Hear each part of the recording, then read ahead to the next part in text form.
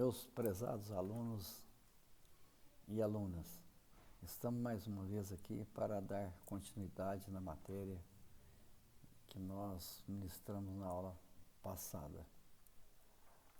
Hoje nós vamos falar sobre o FGTS, o Fundo de Garantia por Tempo de Serviço. O Fundo de Garantia, ele foi instituído, criado em 1990. Antes do Fundo de Garantia, o empregado não tinha esse depósito mensal de 8% ao mês pela empresa.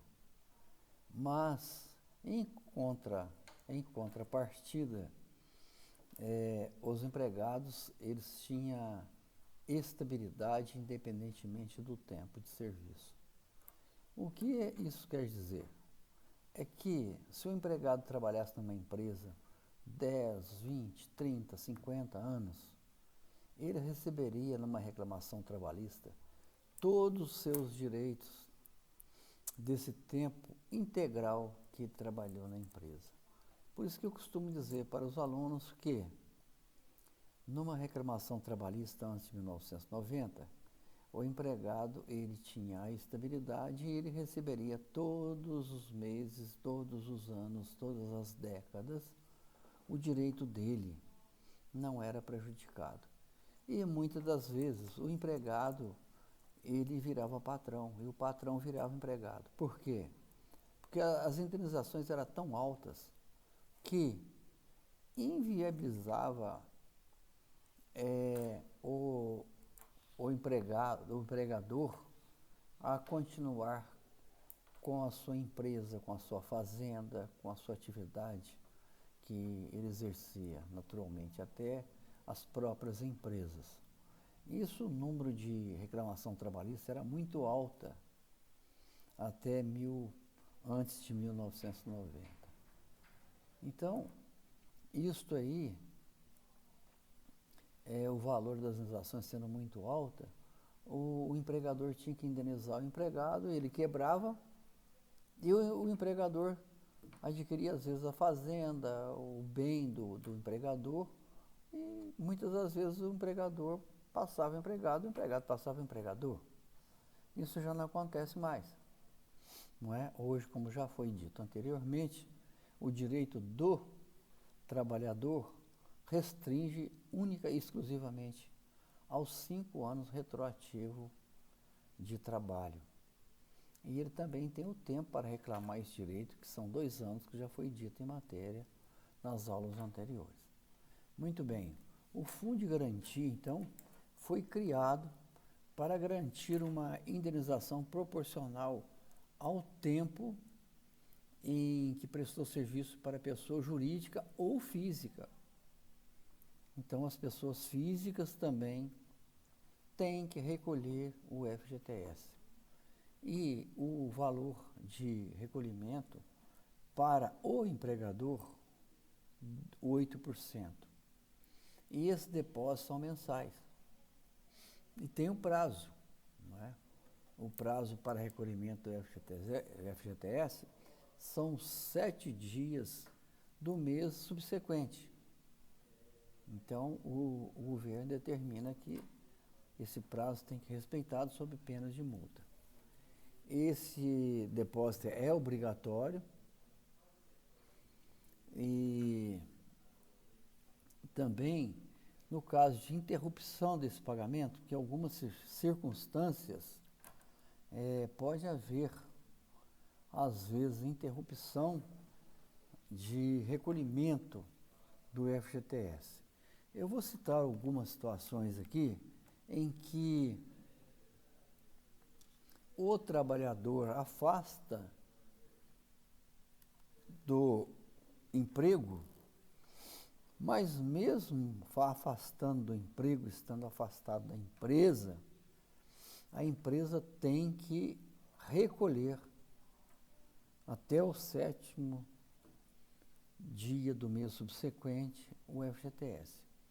Então, se o trabalhador não foi demitido, está prestando serviço militar, ele tem esse direito assegurado de estar recebendo o FGTS que é depositado numa conta na Caixa Econômica Federal.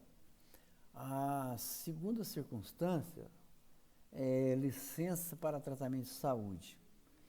Às vezes o empregado adoece, ele está afastado do trabalho, nem por isso a empresa está isenta de recolher o FGTS por motivo de doença. O prazo também, o governo determina que essa doença, para caracterizar aí o afastamento do empregado, é até 15 dias comprovados por atestado médico. Outra circunstância é acidente de trabalho.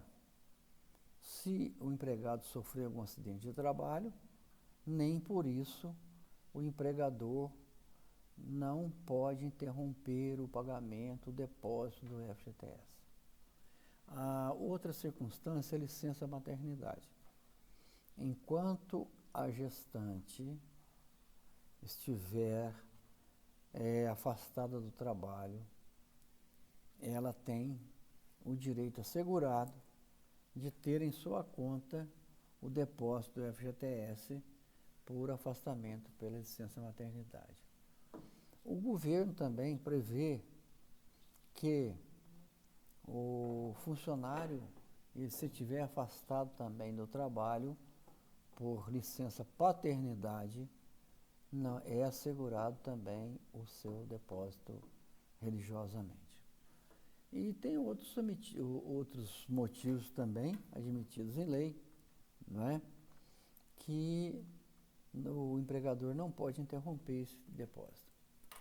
A Constituição Federal de outubro de 1988, ela acabou com o regime do empregado optante.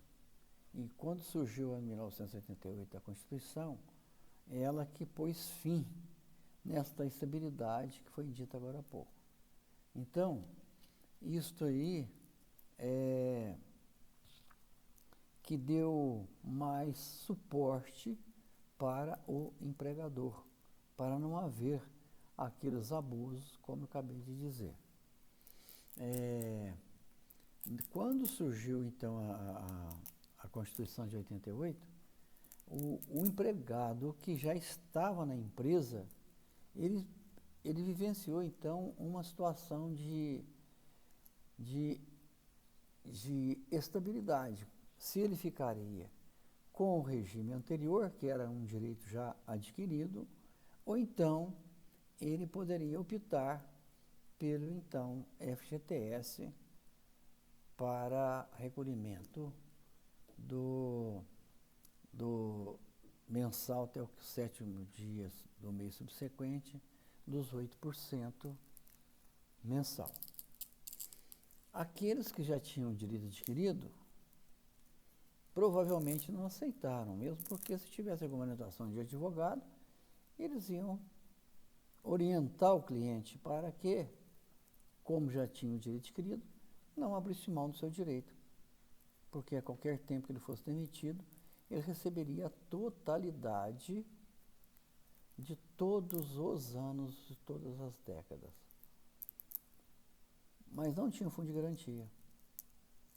E de 90 para cá, com o fundo de garantia, o empregado é depositado na sua conta mensalmente e tem algumas circunstâncias, algumas situações que o empregado pode sacar esse fundo de garantia. Dentre elas, para aquisição de causa própria, no caso de doenças, não é? Câncer ou alguma doença em fase terminal, e alguns casos também que o governo, às vezes, excepcionalmente, ele permite o saque do FGTS no caso de calamidade pública, que nós estamos vivendo uma situação hoje que o governo já está favorecendo o saque do FGTS para garantir a subsistência das pessoas que vivem em estado de penúria por uma situação de calamidade pública, não é? Ou alguma situação de força maior, que é o caso desse vírus. E o artigo,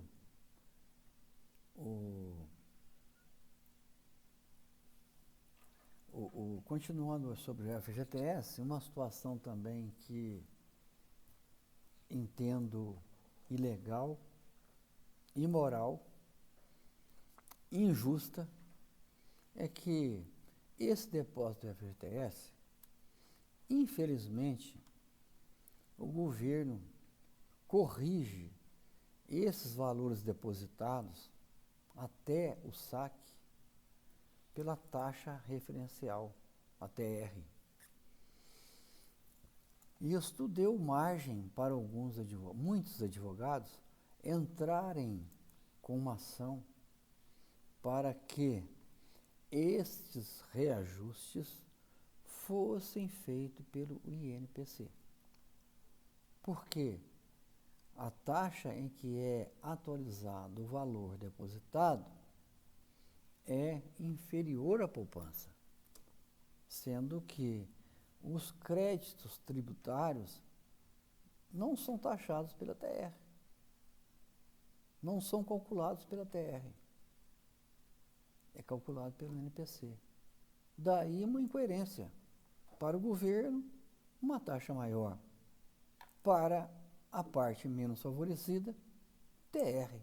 Não justifica. Então, muitos entraram com uma ação para que fosse aplicado o INPC. Infelizmente, essas ações tramitaram em primeira, segunda, terceira instância, foi até o Supremo Tribunal Federal, que vetaram as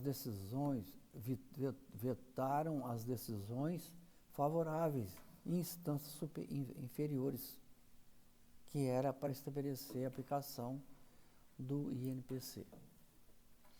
Muito bem. Esse, como já foi dito, esse depósito é depositado exclusivamente na Caixa Econômica Federal. Outra circunstância que o empregado pode sacar o saldo depositado na sua conta durante todo o tempo que ele trabalhou na empresa é quando ele aposenta. Se ele aposentar por tempo de contribuição, por exemplo, ele pode sacar aquele valor e também nada impede dele exercer uma atividade lícita depois de aposentado por tempo de serviço. Não é o caso do empregado trabalhar depois de aposentado por doença, incapacidade física. Se ele estiver aposentado por doença, aí ele não pode nem trabalhar, muito menos receber o depósito. Porque se o empregado estiver aposentado por doença, ele poderá ter cassado a sua aposentadoria, a sua pensão, ou o seu vencimento da aposentadoria. Muito bem. Dando continuidade aqui, vamos falar um pouco sobre o INSS. É o Instituto Nacional de Seguro Social. Compete ao INSS a fiscalização e cobrança de contribuições sociais para a Previdência. Antes da Constituição, era exclusivo o recolhimento ao INSS, que já teve algumas alterações na nomenclatura, IEPTEC, INSS e etc. Mas o INSS, ele arrecada esses valores e com esse recurso ele paga aos aposentados e às pensionistas. Então cabe ele a fiscalização e a arrecadação. Esse valor é calculado sobre o valor que ele recebe na sua carteira profissional. Então, tem um limite, porque há uns anos atrás, as pessoas que tinham maior poder aquisitivo, eles recolhiam valores altos, até 20 salários mínimos, e o governo regulamentou. Hoje não, você pode pagar o valor de contribuição do INSS até 10 salários, não salários mínimos, mas salários mínimos de contribuição, ou seja, salário previdenciário. Então você não pode recolher mais hoje sobre 20 mil, 30 mil, 20 salários mínimos, etc. O limite estabelecido é até 10 salários mínimos, que é o teto do INSS.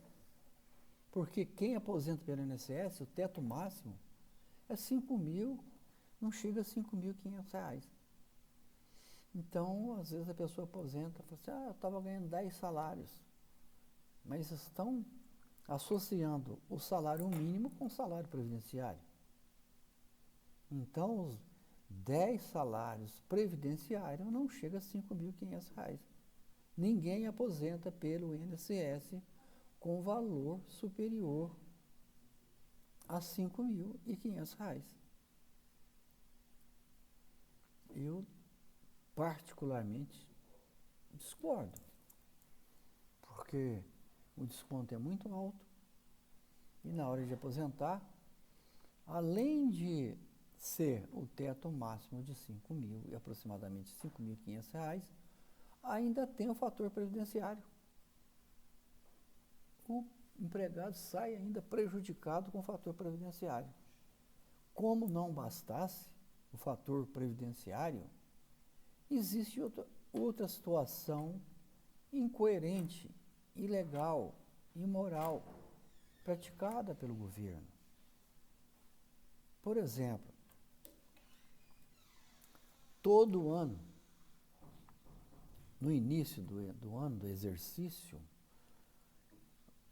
quando há inflação, que sempre há inflação, dificilmente há deflação. Houve algumas, mas raríssimas. Mas quando há inflação, o governo atualiza o salário com o valor da inflação do ano anterior. E atualiza o benefício previdenciário com valor inferior à inflação. Ou seja, quem ganha salário mínimo é o salário mínimo. É aquilo. Não passa, é o mínimo. Para os aposentados e pensionistas, as viúvas, o índice é menor. E o que acontece? No decorrer do tempo, é fácil de entender. O INSS vai autorizar com valor aquém do salário mínimo. E o que acontece com isso? Vai haver um achatamento do benefício do trabalhador aposentado e vai haver também achatamento nas pensões. As pensionistas passam a receber menos e perdem o poder de compra. Por isso que existem milhares de ações contra o INSS, para que seja feito via judicial, na Justiça Federal, uma revisão do benefício do trabalhador. Porque defasa tanto que nós estamos cansados de ouvir que o indivíduo diz: quando eu aposentei eu ganhava 10 salários mínimos. Hoje eu estou ganhando 2,5. Outros nem isso. Mas tem que entrar na justiça. E é uma ação morosa. Demora demais da conta. Porque o INSS ele esgota todas as instâncias para não pagar o valor da revisão previdenciária. Mas perdem na maioria das vezes. Por que eu digo na maioria das vezes? Porque às vezes o escritório de advocacia ele entra com uma ação generalizada. E não é assim que procede. O escritório tem que fazer o cálculo, tem que saber a data de quando o autor, que é a pensionista, não é? estava recebendo e quanto está recebendo. Tem que fazer um cálculo de atualização. Esse cálculo é apresentado pelo advogado. Não precisa prova testemunhal, apenas prova documental. Quando ele está bem, está respaldado, vamos melhor dizendo, com um cálculo idôneo, verificando também as leis, a data que ele aposentou, o tempo que ele aposentou também deve ser observado. Uma série de observações, não muito difícil, mas tem que ter um pouco de cautela para não haver margem de erro. Às vezes ele entra com um pedido de revisão previdenciária com um valor de um índice superior ao permitido, estabelecido pela Justiça Federal. Mas se tomar os devidos cuidados, as cautelas, ele não vai perder essa causa, a cliente não vai perder essa causa. Demora, mas recebe. Dando continuidade, uma situação também que a gente, às vezes, é surpreendido, é sobre o imposto de renda. Não é? Nós estamos agora na época de último mês, até o final do mês, para declarar o imposto de renda. Quem ganha até 28 mil e aproximadamente R$500 está na faixa de isenção. Muito bem. Daria uma média de 2.000 e pouco por mês. Quem ganha até R$2.500 por mês está na faixa de isenção. E não precisa fazer declaração de imposto de renda. Ele está isento. Mas, isso eu estou falando valor bruto. Mas, se você ultrapassar esse valor de 29 mil, 28.500, você tem a obrigatoriedade de fazer declaração de imposto de renda. Muito bem. Então, o que o contribuinte tem que ter cuidado? Se está na faixa de isenção, não se preocupe. Mas se está fora da faixa de isenção, ele tem que ter o cuidado para ver quanto que ele recebeu no exercício anterior. E é aconselhável juntar documentos que possam servir para dedução de imposto de renda. Até aí tudo bem, não é? Aí, esse imposto de renda, ele vai incidir no INSS, no Vale Transporte e outros descontos que vêm no Olerite. Ele vai incidir sobre isso. Até no Vale Transporte, não é? O trabalhador tem que pagar o imposto de renda. Nas suas férias, não é? No salário, no salário família, as férias. Aí vai somar, né? Quanto que ele recebeu. Aí, o que acontece? Se você paga para seus filhos ou seus dependentes, uma faculdade hoje, 2, 3 faculdades, e às vezes esse valor ultrapassa 20, 30 mil reais, o justo seria o quê? Pagou 30 mil, ele ganhou 60 mil, então esses 30 mil não vai entrar para descontar o imposto de renda dele. Vai descontar do 30 do saldo que ele recebeu, líquido, aliás, bruto. Mas não é assim que procede. Se você gastar 50 mil reais de faculdade para os seus filhos, aí você vai ao contador, fala, eu ganhei 80 mil, paguei 50 mil de imposto de renda, então o imposto vai incidir sobre 30 mil. Mas na realidade não é assim.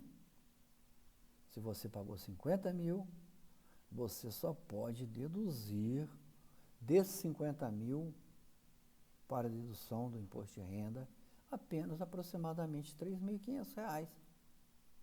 Ora, se você contrata um serviço, paga 10 mil, você vai achar justo receber um recibo de 3.500? Nós, advogados, prestamos um serviço para uma empresa.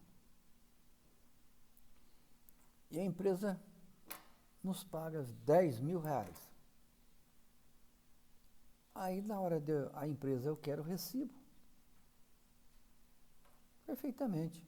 O advogado vai fazer um recibo de 10 mil reais. Ou a empresa vai aceitar um recibo de 3.500? Se ele pagou 10, não vai aceitar. E isso, no imposto de renda também, é uma distorção. Distorção. Eu, particularmente, pagava 3 faculdades particulares. Mas, na hora de deduzir, eu não faço minha declaração. Eu não sou contador. Sou advogado e administrador. Eu não faço, para não incorrer em erro. Não é a minha área. O meu contador falou assim, não, vai só deduzir R$ 3.500.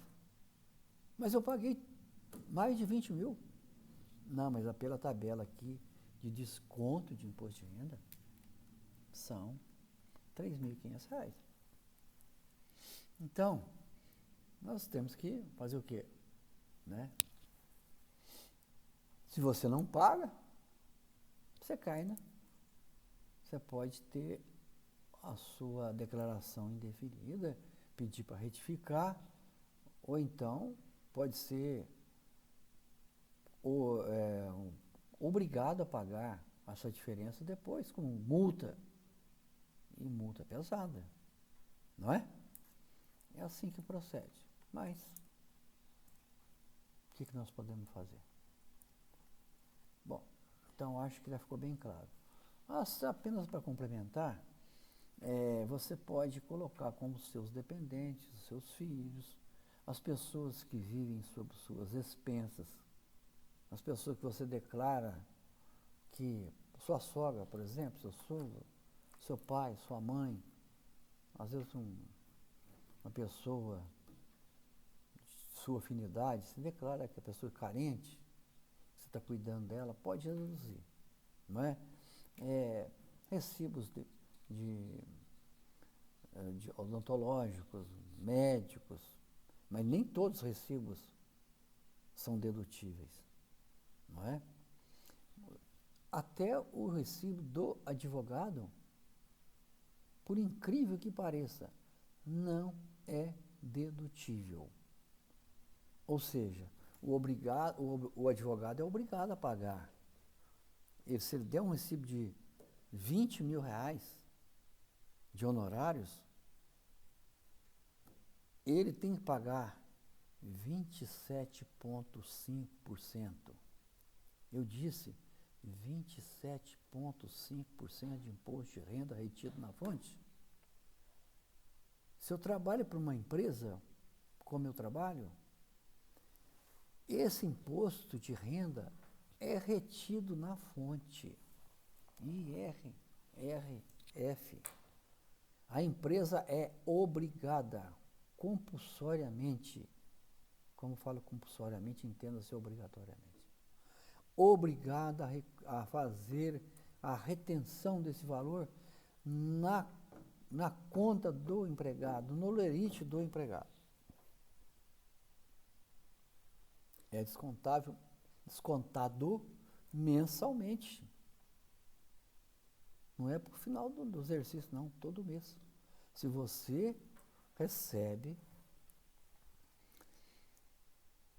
de uma empresa, ela tem que reter o seu imposto de renda, desde que você não esteja também aquém da faixa de isenção. Dentro da faixa de isenção não é descontado, né? Mas quem ganha 3 mil reais, bruto, não é um salário multuoso. Mas a empresa é obrigada a descontar. Eu acho que ficou bem claro até aí. Nós vamos dar continuidade agora, que todos já sabem, né, os seus direitos e deveres. E nós vamos falar agora sobre o 13º salário. Ah, mas isso é comum. 13º é um salário a mais que você recebe no final do ano, né? Mas tem algumas situações, não é? Que você tem que cumprir a sua jornada para você ter direito ao 13º salário. E é justamente isso que nós vamos falar agora sobre, então, o 13º salário. Sabemos que para ter direito, que a gente chama de PA, período aquisitivo, é quando o empregado trabalha e quando ele vai ter os 12 meses. O período aquisitivo, então, são 12 meses de trabalho. Muito bem, é o período aquisitivo, né?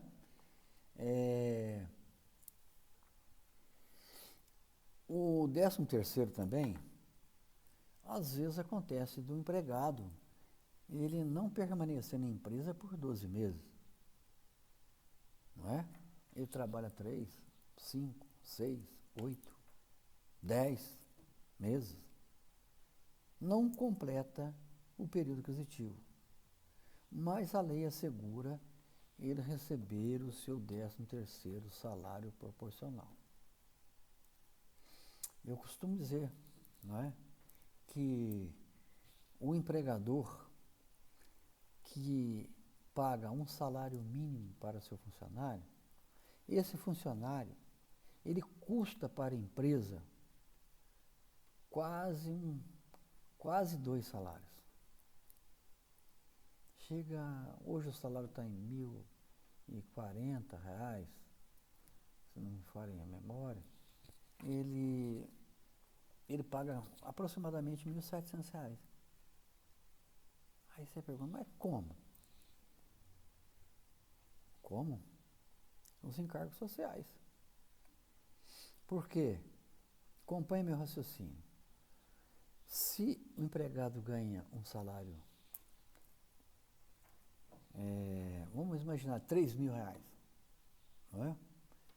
Para ser melhor, para facilitar o cálculo aí, que vocês estão acompanhando, o empregado ele ganha R$ 2.000 por mês. Multiplicado por 12, ele vai receber no ano 24 mil. Ou seja, ele está isento de imposto de renda porque não atingiu o teto de isenção, né? Não ultrapassou o teto de isenção. Só que, acompanhe agora o raciocínio. Se ele trabalha 12 meses, ganhando R$ 2.000 por mês, não é? Em 6 meses, ele vai ganhar quanto de 13º? Já calcularam? Se ele vai ganhar 2.400 no mês, ele vai receber mais R$ 2.400 no final do ano, correto? Quanto que ele ganha por mês se o empregador paga R$ 2.400 por mês? Quanto que ele vai receber por mês durante 6 meses? R$ 2.400 por ano, dividido por 12, que são 12 meses, sai quanto por mês? R$ 200, correto? Ou estou errado? R$ 200 por mês. 6 meses, ele vai receber quanto? R$ 1.200 no semestre. Se ele for mandado embora durante 6 meses de trabalho, ele vai ganhar R$ 600 de 13º. Muito bem. Agora vamos calcular agora por mês. Então, se você paga para o empregado um salário mínimo, não, R$ 2.400 por mês, você tem que computar que mais cedo ou mais tarde você tá pagando R$ 200 por mês só de 13º salário. Está entendendo? Se é um salário, 13º vai ser 2.400, você ganha 2.400, no final do ano vai receber 2.400. Se ele trabalha 6 meses, são 600, são R$ 1.200. Você trabalha 3 meses, R$ 600, correto? Então, você vai acumular então 1/12 de 13º, quanto que é? R$ 200. Com mais 1.000 e pouquinho de salário, são R$ 1.200. Mas não restringe só nisso. O empregador tem que pagar também o quê? Depositar o fundo de garantia. O empregador tem que pagar o quê? Mais o INSS. E mais os demais encargos. Chama-se encargos sociais. Não fica por menos de 70% do salário que o empregado recebe. Acompanhou o raciocínio? Então, o empregado, ele custa para o empregador aproximadamente 70% a mais. E isto sem considerar que se você demitir o empregado sem justa causa, aí prepare-se que o valor vai ser bem maior. Muito bem. Eu acho que ficou bem esclarecido, né? Se tiver alguma dúvida, estou à disposição de vocês, né? Mas está bem fácil de entender. Uma situação também muito interessante é sobre faltas do empregado. Aí você fala, mas faltas, isso é comum. Qual empregado que trabalha 1 ano, 2, 3, 5 anos sem faltar? Tudo bem.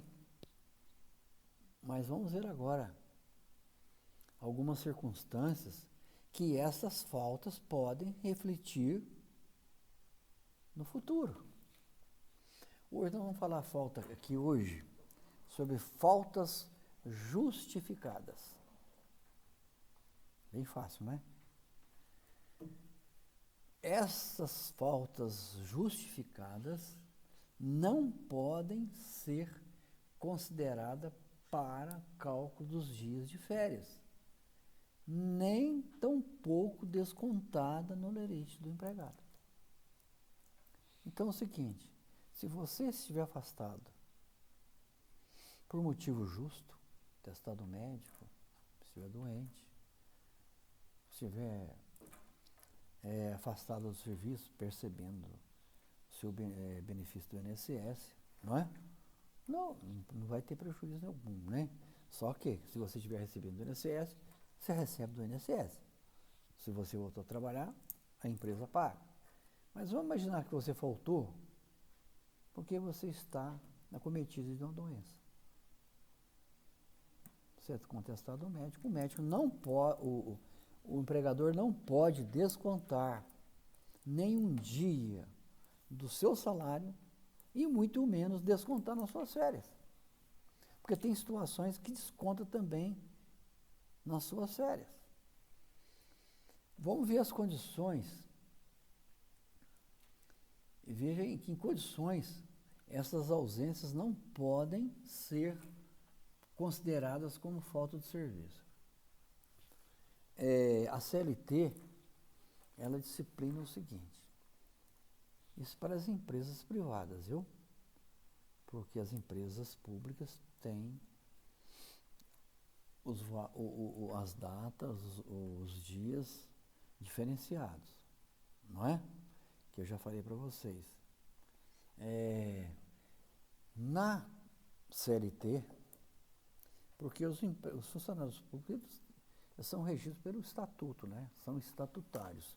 Eu estou falando de seletistas, funcionários que trabalham para empresas privadas. 2 dias consecutivos tem assegurado o empregado no caso de falecimento do seu cônjuge, marido ou mulher, ascendente, não é? Quem que é ascendente? Pai e mãe. Descendente, filhos, né? Irmãos, ou pessoa declarada na sua carteira de trabalho que viva sob a sua dependência econômica. Aí você tem, no caso de morte, para pai, mãe, filho, não é? Ascendentes, não é? Irmãos, você tem 2 dias que não poderão ser descontados se você faltar. Então, os ascendentes são pai, mãe, avô, avó, bisavô, etc. Os descendentes, filho, neto, bisneto, etc. Certo? Vamos lá. Por motivo de acidente de trabalho, que eu já falei agora, ou de incapacidade que propicie concessão de auxílio doença pela Previdência Social. Acabei de falar. Se estiver recebendo se tivesse um caso de acidente de trabalho, não é? E salvo se o benefício perdurar por mais de 6 meses. Aí se passar de 6 meses, aí já é muito tempo. Aí pode essa falta resultar então no desconto em férias dessas faltas. Aí passa a ser faltas não justificadas, não é? Durante a suspensão preventiva, por exemplo, um funcionário é intimado para ser testemunha no fórum, uma ordem judicial. O empregador não pode descontar. São faltas justificadas, mesmo porque o fato de você estar no fórum não quer dizer que você está com essas faltas justificadas. Você tem que pegar um atestado lá no cartório do fórum onde você foi, lá na secretaria, uma declaração que você compareceu para a audiência, tal dia, tal hora, pedido do juiz. Tá, beleza. Outra situação. Quando você vai à Justiça do Trabalho como preposto, outra situação, trabalhar nas eleições, como mesário, presidente, etc. Não é? Você tem até uns dias que você pode, além da sua falta, ser favorecido, né? Se você for fazer um curso de aprendizagem pela empresa, mesma coisa. E outros motivos previstos em lei. E terminando aqui, concluindo aqui hoje, para a gente dar sequência na aula que vem, se o aluno, para ser jurado, o que é jurado? A pessoa mata alguém, vai ser julgado, e esse julgamento vai ser necessário o corpo de jurado, que é o conselho de sentença, que são 7 pessoas escolhidas pelo juiz. São 21 pessoas que são convocadas, dessas 21, 7 serão designadas para o julgamento daquele acusado. Então, qualquer pessoa pode ser, não tem que ser advogado, não tem, qualquer pessoa, qualquer profissão, desde que você tenha uma conduta ilibada, né? Aí você pode ser convocado.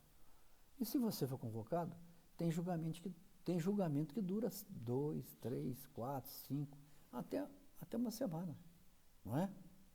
E, nesse caso, não pode ser descontado nas férias as suas faltas justificadas. Espero que vocês tenham entendido a matéria de hoje. E na próxima aula a gente vai dar sequência das faltas injustificadas. Que vocês tenham uma boa tarde, que cuidem bem da saúde, não brinque, que a situação está caótica, vocês estão sabendo disso. Eu estou de quarentena, não saí de casa há mais de 10 dias, e faça a sua parte, que Deus vai te abençoar e te proteger. Um abraço.